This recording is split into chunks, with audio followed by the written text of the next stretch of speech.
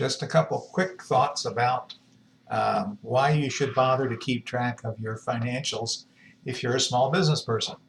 I know this may sound kind of self-serving since accounting is one of the things I do, but it's important for you to realize that the IRS considers record keeping as one of the features that distinguishes any kind of activity as a business. This doesn't have to be something very elaborate. You don't have to have ledgers or even a computer program. But what you do need to have is a record of the money that you bring in and the money that you spend related to the business by date, with some details as to why and from whom. You need to be able to prepare a financial statement.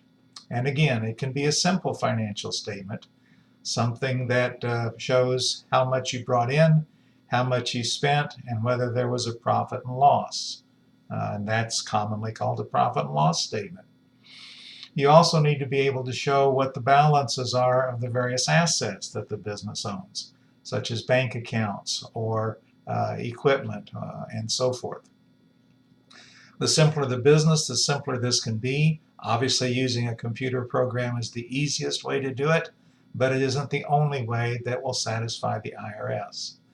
What's most important is that the record keeping be done in a fashion and at a time that is close to the actual events that are being recorded.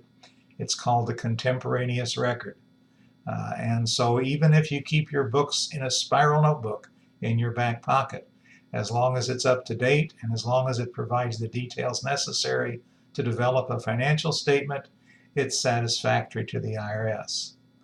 So as you're going through your business development, don't rely upon your checkbook and your bank statements as your only records. You need to have something that shows what the activity of the business is on a day-to-day or week-to-week basis, so that the IRS will be satisfied that you intend to start a business or intend to have a business. More importantly, those kinds of records allow you to keep up to date on what your business is actually doing. That's very important when you're considering the fact that you should be spending money that you have. That you should only be spending money that you have and not spending more than you have. And that may seem very simple, but for some people it's kind of hard to grasp. If you have any questions, give me a call. Mike Wright with Tax Right.